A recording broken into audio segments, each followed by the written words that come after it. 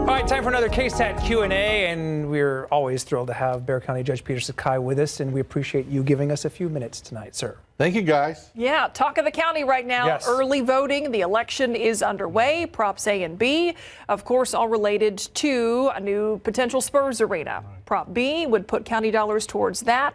Prop A would put money towards holding on to the Frostbank Center, making sure that it is viable and a year-round rodeo. We've kind of talked about Props A and B as if they are this package deal. What happens if one passes and the other doesn't? Well, let me give a shout out to y'all and for being here today. But what I wanted to know, Caskey, when's the cold weather coming? Wait a minute. You know, sorry, I want the heads up, but no, we have an important election. Referendums A and B. They are a game-changing opportunity for San Antonio, Bexar County, in order to proceed with the revitalization of the east side, to redo all those county facilities, to fulfill that commitment to hopefully have a whole economic generation over there on the east side. And then two is referendum B with the balance of the monies with caps and limits on our county venue tax. County venue tax, a hotel occupancy tax, a rental car tax, a tax on tourists. So you've asked the question, what happens? And so at this point, what I want to make perfectly clear, what the most important issue for us in this community is that no matter what the outcome of referendum A and B, we must come together as a community in unity. And we have to then accept the decisions of the voters, the will of the voters, majority rules, and we'll move forward. And so as we know, those referendums could pass yes, yes. It could be no, no. It could be a yes, no, and no, yes. So all those options have not been fully vetted as to what realities and what opportunities can come out of whatever the elections result. But we have to respect the voters and their decisions in this election. But I mean, you would acknowledge the Spurs, I mean, it's personal for a lot of people going back generations. And if one or both were not to pass, I mean, I think there would be a lot of emotion tied to that. Sure, and that's the reason why it is so important that as a community, with all the boisterous and loud voices that have been heard, we must come together as a community. We must accept the vote of the voters, and we must then move forward.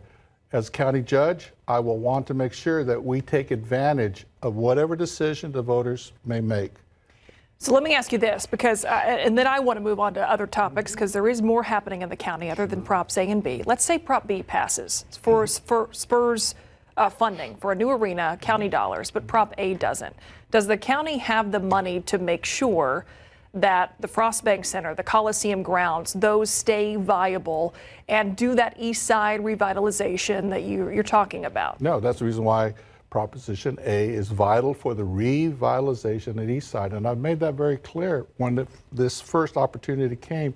Let's commit to the promise to the east side and revitalize that east side. So yes, now if Proposition A does not move forward, we'll have to assess our options of how we can fulfill that promise to the revitalization of the east side. All right, we'll find out after November 4th. Okay, very good. We'll move on. We had another severe weather event in our area over the weekend. Flooding is still on the minds of a lot of people who are able to watch this broadcast.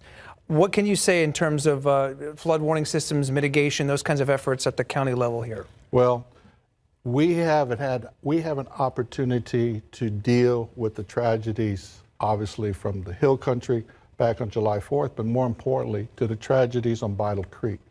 13 lives lost on June 12th. That has resonated in my head as to my duty as county judge to protect its citizens.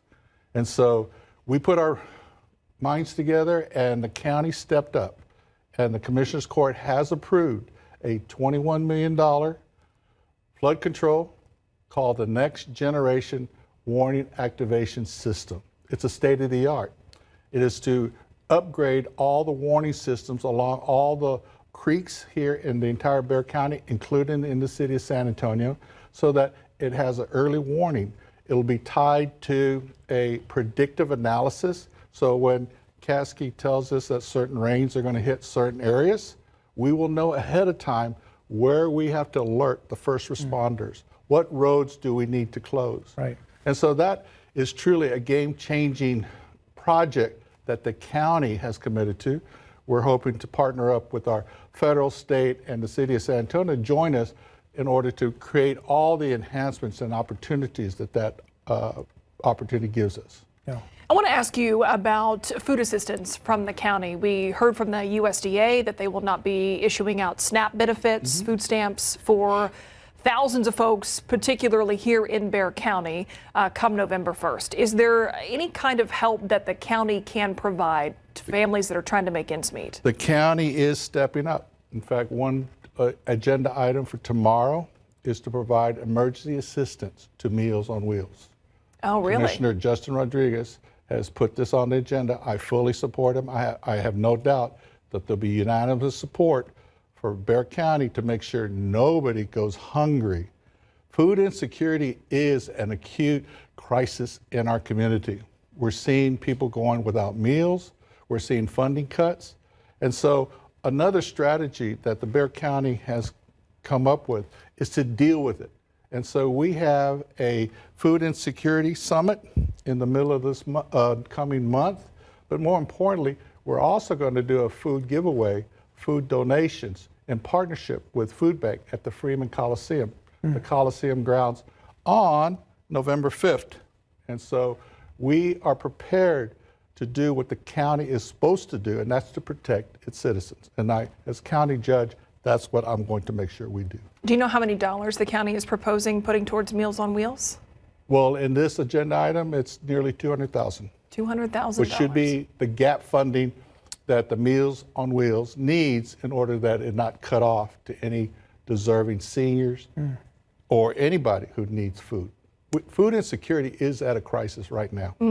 Well, we will follow that vote tomorrow, see what happens in Commissioner's Court. Judge, thanks for being here. Well, thank Always you, appreciate sir. your time. Appreciate y'all. Very good. We'll see you next time. Caskey, bring the cold weather. It's coming. It's coming. Judge, patience, Judge. Just a little bit longer. We'll be right back.